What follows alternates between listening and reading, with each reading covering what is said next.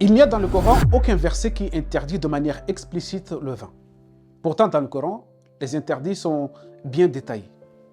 Allah subhanahu wa ta'ala dit وَقَدْ فَصَّلَ لَكُمْ مَا حَرَّمَ عَلَيْكُمْ. Les choses qui sont interdites dans le Coran, comme la bête trouvée morte, la viande de porc ou la viande infectée, le sang, sont énoncées de manière explicite par le terme hurrima alaykum ou innama harrama alaykum. Si Allah subhanahu wa ta'ala avait voulu, aurait dit la même chose. Il aurait dit la même chose avec le vin que innama harrama alaykum ou hurrimatu alaykum al-khamr wal maisir. Mais il ne l'a pas dit. Mais si on rentre dans les détails, bien sûr, on trouve un interdit dans le vin et dans le jeu du hasard, si on peut les traduire ainsi. Les inconvénients de ces deux choses sont plus dévastatrices que leurs bienfaits.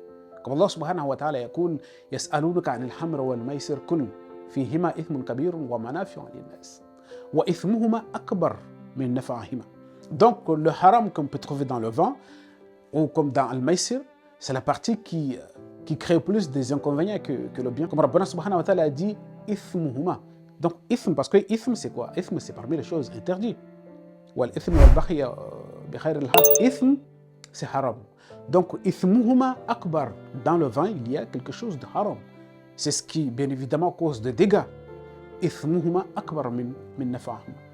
Mais moi, ce que je ne supporte pas du tout, ce sont les discours des imams qui sont là à mentir sur Allah ou sur son messager, que le messager aurait dit que c'est lui qui a bu du vin, c'est 40 ans sans salat, sans ceci, sans... Ça fait toutes ces choses-là, c'est vraiment ce qui m'énerve, toutes ces influenceurs qui mentent et hautement, mentent ouvertement. Ils savent qu'ils mentent, mais ils le font. Ils savent qu'ils mentent, mais ils ne font que mentir.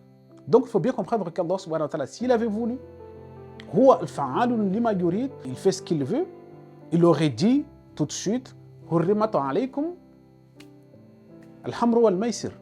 Et c'est tout, c'est fini. Mais il y a des bienfaits, mais aussi des inconvénients.